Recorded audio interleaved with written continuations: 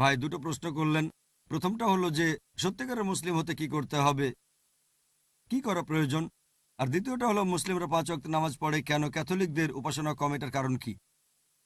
এখন মুসলিম হতে গেলে কি করতে হবে এ কথা আগেও বলেছি। মুসলিম মানে যে লোক আল্লাহর কাছে আত্মসমর্পণ করে। তাহলে যদি আল্লাহর কাছে আত্মসমর্পণ করেন আর আল্লাহর নির্দেশ মেনে চলেন, আপনি মুসলিম। প্রথম কাজটা হচ্ছে আপনাকে সাক্ষ্য দিতে হবে যে আল্লাহ ব্যতীত কোনো উপাস্য নেই, সর্বশক্তিমান ঈশ্বরবাদে কোনো উপাস্য নেই। আর সাক্ষ্য দেবেন যে নবী মুহাম্মদ হলেন এই আল্লাহর বান্দা এবং রাসূল। এটাই হলো মূল বিশ্বাস, এটাই ধর্মবিশ্বাসের মূল ভিত্তি, বলা হয় শাহাদা। যদি এই সাক্ষ্য দেন তাহলে আপনি এই ধর্মবিশ্বাসে প্রবেশ করলেন। আর ভালো মুসলিম হওয়ার জন্য আপনি আল্লাহ তাআলার কাছে আত্মসমর্পণ করবেন, যদি নির্দেশগুলো মানেন যেগুলো আল্লাহ এই কোরআনে বলেছেন, আর নবী মুহাম্মদ সাল্লাল্লাহু আলাইহি সাল্লামের হাদিসগুলো যদি মেনে চলেন, তাহলে আপনাকে ভালো মুসলিম বলা হবে। এবার আপনার দ্বিতীয় প্রশ্নে আসি, মুসলিমরা কেন 5 ওয়াক্ত নামাজ পড়ে, আপনার খ্রিস্টানরা উপাসনা করেন কম। এর কারণ হচ্ছে আমরা মুসলিমরা, আমাদের নামাজ হচ্ছে ন্যায়নিষ্ঠতার প্রোগ্রামিং। সাধারণত মানুষ বলে প্রার্থনা। নামাজ শব্দের সঠিক অনুবাদ প্রার্থনা নয়। প্রার্থনা মানে সাহায্য কামনা করা। অক্সফোর্ড ডিকশনারি অনুযায়ী প্রার্থনা মানে অনুরোধ করা। নামাজের সময় আমরা শুধুমাত্র সাহায্য কামনা করি না, সাহায্য চাওয়ার পাশাপাশি আল্লাহর কাছ থেকে দিক নির্দেশনাও পাই। অন্যান্য ধর্মে শুধু সাহায্য চাওয়া হয়, ইসলাম ধর্মে সাহায্য চাওয়ার পাশাপাশি আমরা আল্লাহর কাছ থেকে দিক নির্দেশনাও পাই। যেমন ধরেন নামাজে ইমাম সূরা ফাতিহার পরে কোরআনে একটা আয়াত পড়লেন, সূরা মাইদা অধ্যায় নম্বর 5 আয়াত 90, ইয়া আইয়ুহাল্লাযীনা আমানু, হে মুমিনগণ, ইন্নামাল খামরু ওয়াল মাইসিরু, নিশ্চয়ই মদ এবং জুয়া খেলা, ওয়াল আনযাবু ওয়াল আজলামু, মূর্তি পূজার বেদী এবং ভাগ্যনির্ণায়ক স্বর, রিজসুম মিন আমালি শাইতান, এগুলো সব শয়তানের কাজ। ফাজতানিবু লাকুম তুফলিহুন, এগুলো বর্জন করো যাতে সফল কাম হতে পারো। এখানে আমরা আল্লাহ তাআলার কাছ থেকে নির্দেশনা পাচ্ছি নামাজের সময় তোমরা মাদকদ্রব্য নিও না, জুয়া খেলো না, ভাগ্য গণনা করো না, মূর্তি পূজা করো না, এগুলো শয়তানের কাজ। এগুলো বর্জন করো যাতে সফল হতে পারো। তাহলে সাহায্য চাওয়ার পাশাপাশি আমরা নির্দেশনা পাচ্ছি আল্লাহ সুবহানাহু ওয়া তাআলার, আর আল্লাহ তাআলাকে আমরা ধন্যবাদ জানাচ্ছি। সেজন্য আমি নামাজের নাম দিয়েছি এটা ন্যায়নিষ্ঠতার প্রোগ্রামিং।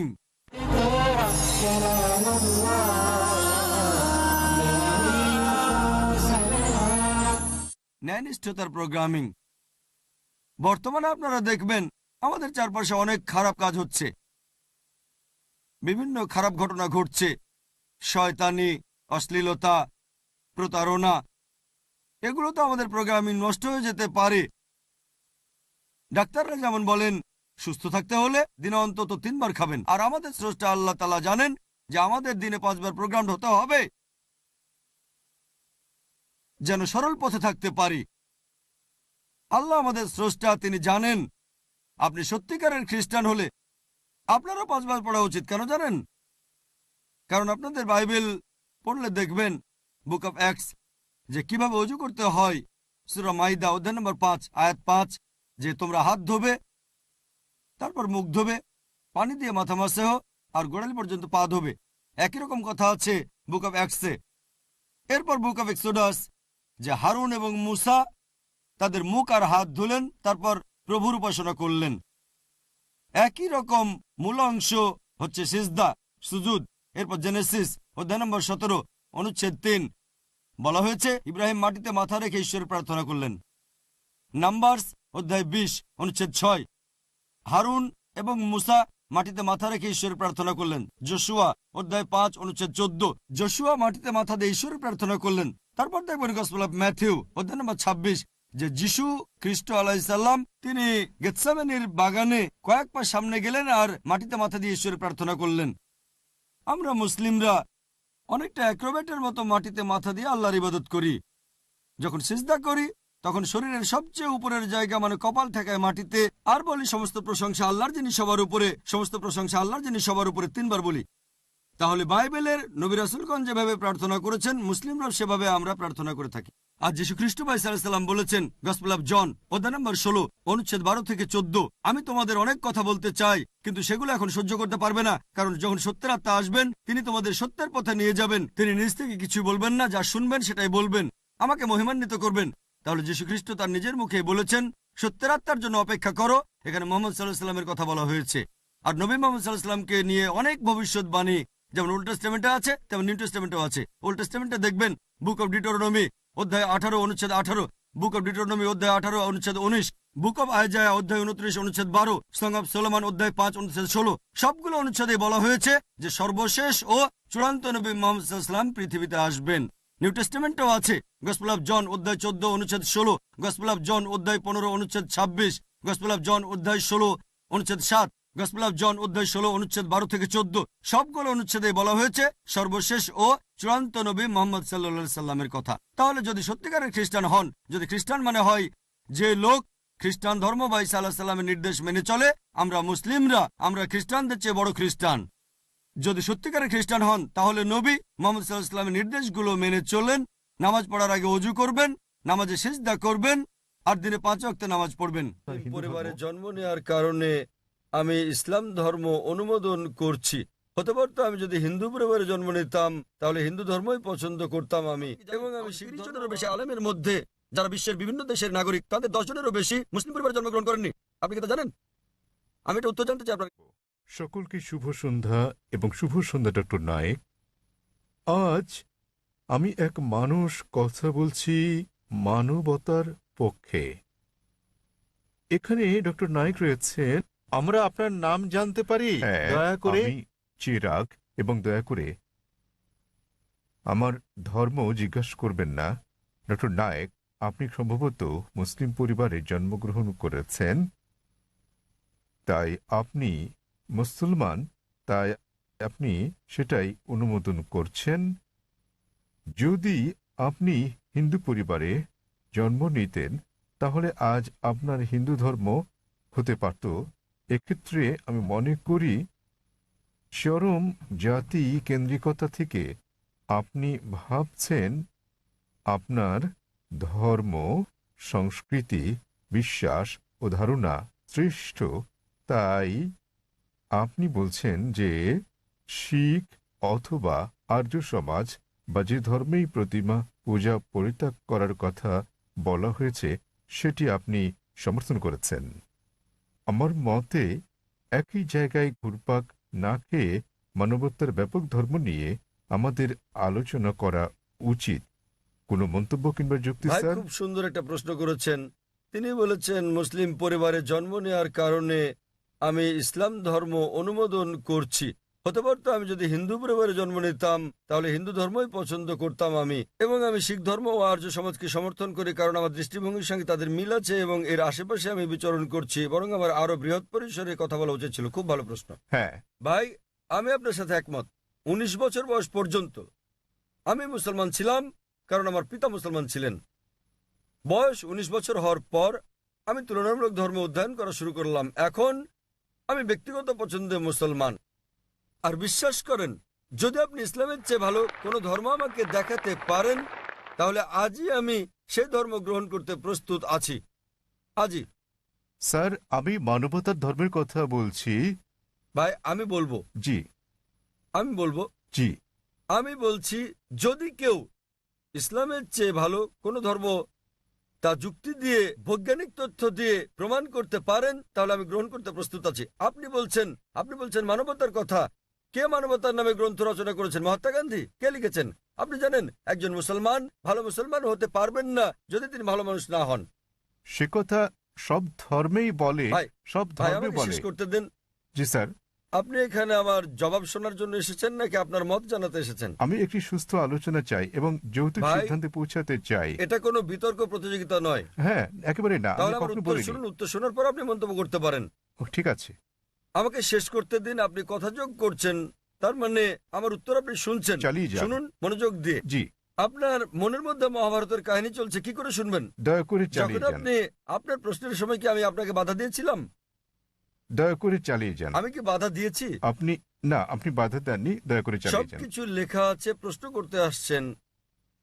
আমি কিভাবে বলেছি? আমি জবাব দিচ্ছি, শুনুন। হ্যাঁ, তাতে এটা কি? আমার জবাব। তাহলে কেন আপনি মন্তব্য করছেন? দয়া করে বলুন স্যার। দয়া করে বোঝার চেষ্টা করুন। আমাকে আপনার উত্তর বলুন। আমার উত্তর শুনলে আপনি বুঝতে পারবেন। অন্যথায় লাখ লাখ মানুষ বুঝলেও আপনি একই প্রশ্নই করে যাবেন। আমি একজন চিকিৎসক। এক ব্যক্তি একা দুটো বিষয়ের প্রতি মনোযোগ দিতে পারে না। উত্তর শুনুন, উত্তর দেওয়া হলে আর সমস্যা থাকবে না। তাহলে আপনাকে বুঝতে হবে, আপনি মানবতার কথা বলছেন। আপনি প্রথমেই বলেছেন আমার ধর্ম জানতে চাইবেন না, পরে আপনি বলছেন আমি মানবতার পক্ষে। সর্বপ্রথম আপনি আপনার দৃষ্টিভঙ্গি শনাক্ত করতে লজ্জিত, তারপর আপনি মানবতার কথা বলছেন। আমি আপনার কাছে জানতে চাই, মানবতা নামের বইটি কে লিখেছেন? এরকম কোনো বই আছে কি? মানবতার কোনো দিক নির্দেশনা আছে? আমি আপনাকে বলছি, ভালো মানুষ না হয়ে একজন মুসলমান ভালো মুসলমান হতেই পারে না। সব ধর্ম বলে না। আমি বলার জন্য দুঃখিত যে আপনি অন্যান্য ধর্মগ্রন্থ অধ্যয়ন করেননি। আমি আপনাকে বলতে পারি, আমি উদ্ধৃতি দিতে পারি বেদ থেকে, অন্য হিন্দু ধর্মগ্রন্থ থেকে, বাইবেল থেকে উদ্ধৃতি দিতে পারি যেগুলো মানবতার বিরুদ্ধে যায়। আমি অন্য ধর্মের সমালোচনা করতে আসিনি। যদি আপনি কোনো ধর্ম অধ্যয়ন করে না থাকেন তাহলে দয়া করে এমন কিছু বলবেন না যে ব্যাপারে আপনার জ্ঞান নেই। কোরআনে বলা হয়েছে ফাসআলু আহলে যিকরি ইন কুনতুম লা তা'লামুন। সূরা নাহল অধ্যায় 16 আয়াত নম্বর 43, সূরা আম্বিয়া অধ্যায় 21 আয়াত নম্বর 7। আপনি তুলনামূলক ধর্ম বিষয়ের ছাত্র নন, তাই না জেনে কোনো মন্তব্য করবেন না। আমি বাইবেল থেকে উদ্ধৃতি দিতে পারি যা মানবতার বিরুদ্ধে। আমি আপনাকে চ্যালেঞ্জ করছি, কোরআন থেকে এমন একটা আয়াত বের করেন, নবী মুহাম্মদ সাল্লাল্লাহু আলাইহি সাল্লামের এমন কোন বাণী বের করেন যা মানবতার বিরুদ্ধে যায়। সুতরাং এমন কথা বলবেন না সব ধর্মে বলা হয়েছে। দুঃখিত, আপনার জানাশোনা বড়ই দুর্বল। আমি আপনাকে যা বলার চেষ্টা করছি, মানবতা মানে ঠিক আছে, আপনি কেবল স্ট্যান্ডার্ড 2-3 আছেন। আর আমি যা বলছি তা কেবল স্কুল পাস নয়, কেবল স্নাতক পাস নয়, বুঝতে হবে স্নাতকোত্তর পাস হতে হবে আপনাকে। ইসলাম মানে উচ্চ পর্যায়ে, কেবল মানবতার কোনো পর্যায় নেই। ভালো মানুষ না হলে কোনো মুসলমান ভালো মুসলমান হতে পারবে না। আমি আপনাকে চ্যালেঞ্জ করছি, ইসলামের এমন একটা দিক আপনি বলতে পারেন যা মানবতার বিরুদ্ধে যায়। যৌক্তিক পটভূমি, যৌক্তিক কারণ আপনার জানা না থাকতে পারে ইসলাম কেন এমন অনুশাসন জারি করলো, আর আপনি ভাবতে পারেন সেটা মানবতার বিরুদ্ধে। ঠিক যেমন আপনারা বলেন, ডাক্তার আমাকে ইঞ্জেকশন দিচ্ছে, ইঞ্জেকশনে যন্ত্রণা দিচ্ছে, ওই ইঞ্জেকশন তো আপনার ভালোর জন্য। আপনারা বলেন ডাক্তার আমার পেট কেটে ফেলেছেন, তিনি তো পেট কেটেছেন আপনাকে জীবন বাঁচানোর জন্য। সুতরাং ডাক্তার যা জানেন আপনি তা জানেন না। যদি আমার জন্য দুটো পছন্দ থাকে, স্ট্যান্ডার্ড 2 কিংবা 3 পাস করা অথবা স্নাতকোত্তর কোর্স করা, সেক্ষেত্রে আমি স্নাতকোত্তর কোর্সই করব। কেন মাত্র স্ট্যান্ডার্ড 2-3? মানবতা ভালো, কিন্তু ইসলাম তার চেয়ে অনেক বেশি ভালো। আপনার প্রশ্নের ব্যাপারে বলতে গেলে, আমি মুসলিম পরিবারে জন্ম নিয়েছি বলে আমি ইসলামকে অনুমোদন করছি। আমি আপনাকে বলছি, আপনাকে চ্যালেঞ্জ করছি, যদি কেউ আমাকে প্রমাণ দিতে পারে অন্য যে কোনো ধর্ম, আমি প্রধান ধর্মগুলোর বেশিরভাগই অধ্যয়ন করেছি এবং আমার মনে হয় ইসলাম সবচেয়ে যুক্তিগ্রাহ্য, মানুষের সবচেয়ে সেরা ধর্ম মানবতার। এটাই একমাত্র ধর্ম যাতে মানবতার জন্য সমাধান রয়েছে। আল্লাহ বলেন সূরা আলী ইমরান অধ্যায় নম্বর 3 আয়াত নম্বর 19, ইন্নাদ দীনা ইনদাল্লাহিল ইসলাম। সর্বশক্তিমান ঈশ্বরের কাছে একমাত্র গ্রহণযোগ্য ধর্ম ইসলাম। আর আপনার জানার জন্য বলছি, আপনার যুক্তি অত্যন্ত নাজুক।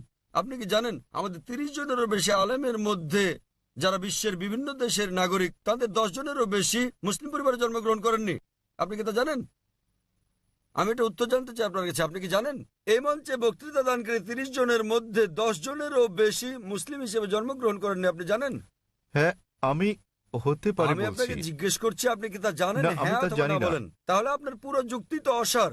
বিশ্বের বিভিন্ন দেশের 30 জন বক্তার মধ্যে 10 জনের বেশি আমেরিকান, 4-5 জন কানাডার, কয়েকজন ইউকের, মালয়েশিয়ার আছেন, সৌদি আরবের, সংযুক্ত আরব আমিরাতের, সোমালিয়ার এবং সুদানের বক্তা রয়েছেন, এবং এদের মধ্যে 10 জনেরও বেশির জন্ম অমুসলিম পরিবারে। তারা বেড়ে ওঠার পর কেউ কিশোর বয়সে গ্রহণ করেছেন ইসলাম, কেউ 20-এর কোঠায় গ্রহণ করেছেন ইসলাম, কেউ বা 30-এর কোঠায় গ্রহণ করেছেন। আর আল্লাহ তাদের হেদায়েত দান করেন, তারা নিজেদের পছন্দে মুসলিম হয়েছেন। সুতরাং আপনার যুক্তি, মুসলিম পরিবারে জন্মগ্রহণের কারণে আমি ইসলাম পছন্দ করি, এসব লোক জন্মগ্রহণ করেননি মুসলিম পরিবারে, তারা খ্রিস্টান পরিবারে জন্মেছেন, তারা অমুসলিম পরিবারে জন্ম নিয়েছেন, তারা ইসলাম পছন্দ করেছেন। কেন? কারণ তারা অধ্যয়ন করেছেন, তারা অন্যান্য ধর্ম অধ্যয়ন করেছেন এবং বুঝতে পেরেছেন ইসলাম জীবনের শ্রেষ্ঠ পন্থা। আমি আপনাকে অনুরোধ করছি, আপনি মানবতা সম্পর্কে পড়েন, ইসলাম সম্পর্কে জানেন এবং বের করতে চেষ্টা করেন ইসলামের কোন বিষয়টা মানবতার বিরুদ্ধে যায়। তাহলে আপনি জানতে পারবেন সবচেয়ে ভালো ধর্ম। আমি আপনার ধর্ম সম্পর্কে জিজ্ঞেস করছি না, আমি আপনাকে সর্বোত্তম ধর্মটা গ্রহণ করতে বলছি। ভাই, আপনি খুব সুন্দর প্রশ্ন করেছেন। আর বললেন যে ইসলামের অতীত ইতিহাস খুবই গৌরবের। তারপর বলছেন স্বচ্ছতা থাকার প্রয়োজন আছে, বিশেষ করে মাদ্রাসাগুলোতে। কে আপত্তি করবে? আমি একমত ভাই, আমি সম্পূর্ণ একমত। কে বলছে যে স্বচ্ছতা থাকবে না? শুধু স্বচ্ছতায় নয়, আমি চাই অমুসলিম ছাত্রছাত্রীরা মাদ্রাসায় লেখাপড়া করুক। আমি এটাও জানি ভাই, আমি জানি আপনি এখানে মিডিয়ার কথাগুলো বলছেন, যে মিডিয়া বলছে যে মাদ্রাসাগুলো হলো সন্ত্রাসবাদের আখড়া। মিডিয়া বলছে, আপনি না, মিডিয়া। মাদ্রাসা আরবি শব্দটার অর্থ যেখানে শিক্ষা দেওয়া হয়, আরেকটা বিশ্ববিদ্যালয়ের মতো। স্কুল বলতে পারেন, কলেজ বলতে পারেন, ইউনিভার্সিটিও বলতে পারেন। তবে মিডিয়া মাদ্রাসাগুলোকে এমনভাবে তুলে ধরে যদি কোনো মাদ্রাসায় যান আপনি সন্ত্রাসী হয়ে যাবেন। মিডিয়া বলে আপনি না। একটা প্রশ্ন করি, এই পৃথিবীর ইতিহাসে যে লোকটা সবচেয়ে বেশি মানুষ হত্যা করেছে সে হিটলার। সে পড়েছিল কোন মাদ্রাসায়? কোন মাদ্রাসা? হিটলার কোন মাদ্রাসার ছাত্র? তারপর দেখবেন যে মাফিয়া পৃথিবী জুড়ে চোরাচালান আর মাদক ব্যবসা করে। যদি একটা জরিপ করেন এইসব স্মাগলারদের, সেই সব লোকদের যারা জেলে যায়, যদি জরিপ করেন তাদের কতজন মাদ্রাসায় পড়েছে? কতজন? খুব কম থাকতে পারে, খুব কম। বেশিরভাগই ভার্সিটিতে পড়েছে। কোন ভার্সিটি? আধুনিক ভার্সিটি, স্কুল, কলেজ। তাহলে কি বলবেন স্কুল বন্ধ করে দাও? এটা কি বলবো যে আজ থেকে স্কুল কলেজ বন্ধ, বিএ পড়া বন্ধ, বিকম বন্ধ, বিএসসি বন্ধ? না, কারণ আমি তো স্কুলে পড়াশোনা করেছি। স্কুলে শেখানো হয় না যে ডাকাতি করবেন, চোরাচালানি করবেন, দেশের বিরুদ্ধে যুদ্ধ করবেন। এই লোকগুলো স্কুলে পড়াশোনা করেছে, কিন্তু তারা স্কুলগুলোর কুলাঙ্গার। আর হিটলারও হয়তো আধুনিক শিক্ষা পেয়েছিল। আমি নিশ্চিত তার স্কুল তাকে শেখায়নি যে তুমি 60 লক্ষ ইহুদিকে হত্যা করো। তাহলে বুঝতে পারছেন এরা কুলাঙ্গার। তবে সামগ্রিকভাবে দেখবেন যে এই দেশে প্রতি বছর হাজার হাজার ছাত্র মাদ্রাসা থেকে পাশ করে। নাদবা থেকে, দেওবন্দ থেকে হাজার হাজার ছাত্র। আপনি কি বলবেন এরা সবাই মানুষ মারছে? মোটেই তা নয়। মিডিয়া ব্যাপারটা এভাবে তুলে ধরছে। এখন দেখবেন সরকার মাদ্রাসাগুলোতে যাবে। গত বছর বা তার আগের বছর সরকার নাদবা মাদ্রাসায় গিয়েছিল। তারা মাদ্রাসায় গিয়ে একটা সার্চ ওয়ারেন্ট বের করলো, চেক করবে। কি চেক করবে?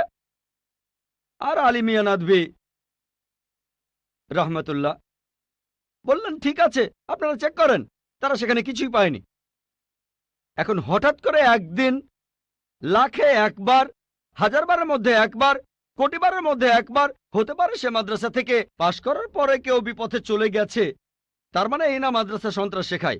বরং দেখবেন যে সেই সব লোক যারা স্কুল থেকে পাশ করার পরে আধুনিক শিক্ষা ব্যবস্থায় কলেজে পড়ে, ইউনিভার্সিটিতে পড়ে, যেখান থেকে সার্টিফিকেট পায় বিএ, বিকম, ইঞ্জিনিয়ার, ডাক্তার, এরাই তুলনামূলকভাবে বেশি অন্যায় অপরাধ করে থাকে। আপনি যদি স্বচ্ছতার কথা বলেন, আমিও একমত। কোনো মাদ্রাসায় কথা বলবে না যে আপনারা এখানে চেক করবেন না। আমাদের মাদ্রাসাগুলো উন্মুক্ত। আমাদের স্কুলে আমরা শেখাই মাশাআল্লাহ বিভিন্ন ধর্মের উপর শিক্ষা দেই। আমার ছাত্ররা আমার স্কুলের তারা সাধারণ হিন্দুদের চাইতে হিন্দু ধর্ম সম্পর্কে বেশি জানে, খ্রিস্টান ধর্ম সম্পর্কে বেশি জানে সাধারণ খ্রিস্টানদের চাইতে, ইসলাম ধর্ম সম্পর্কে বেশি জানে সাধারণ মুসলিমদের চাইতে। কারণ এখানে সব ধর্মের উপর গুরুত্ব দেওয়া হয়। তাহলে ভাই আপনি যদি স্বচ্ছতার কথা বলেন, আমি একমত, আপনার সঙ্গে আছি। এ কথা আপনাকে কেউ বলবে না, আমাদের পরীক্ষা করতে পারবেন না। আসেন, তবে নিন্দা করবেন না, নেগেটিভ মেন্টালিটি নিয়ে আসবেন না, খোলা মনে আসেন। কে জানে আল্লাহ হয়তো আপনাকে হেদায়েত করবেন, হয়তো সত্যিটা জানতে পারবেন। হ্যাঁ ভাই, আমি এখানে যেটা বলতে চাচ্ছি যে অমুসলিমরা তারা মাদ্রাসায় এসে নিজের চোখে দেখে যাবে। আমি স্বচ্ছতা বলতে এটাই বোঝাতে চেয়েছি, যাতে করে মানুষের মনে কোনো সন্দেহ না থাকে যে মাদ্রাসায় খারাপ কাজ হচ্ছে, সন্ত্রাসী বানানো হচ্ছে। ভাই খুব সুন্দর প্রশ্ন করেছেন। মাদ্রাসাগুলোকে স্বচ্ছ বানাবো যাতে অমুসলিমরা এসে পড়তে পারে। ভাই প্রথমে আমন্ত্রণ জানাচ্ছি আপনাকে, আপনার ছেলে মেয়েদের আইআরএফে আসেন, আমি আপনাকে আমন্ত্রণ জানাচ্ছি। আর ইসলামিক রিসার্চ ফাউন্ডেশনে একটা লাইব্রেরি আছে। এই লাইব্রেরিটা গোটা ইন্ডিয়ার মধ্যে বিভিন্ন ধর্মগ্রন্থের সংগ্রহের দিক থেকে একটা প্রথম শ্রেণীর লাইব্রেরি। আমাদের লাইব্রেরিতে 200-রও বেশি আলাদা আলাদা বাইবেল আছে। বাইবেলের 50টা এডিশন আছে। শুধু ভগবদ গীতার অনুবাদে আছে 50টা। বেদের অনেকগুলো অনুবাদ আছে, ঋগ্বেদ, যজুর্বেদ, অথর্ববেদ। হয়তো সরকারি লাইব্রেরিতেও এতগুলো বই পাবেন না। হতে পারে আপনার ধর্মীয় প্রতিষ্ঠানের লাইব্রেরিতেও এই বইগুলো পাবেন না। আমরা উৎসাহ দেই, পড়েন আর সত্যের পথে আসেন। আর অন্যদের কথা বাদ দেন, আমি আমন্ত্রণ জানাচ্ছি আপনাকে, আপনার ছেলে মেয়েদের, আপনাদের প্লেনের টিকিটটাও দিয়ে দেব ফ্রি।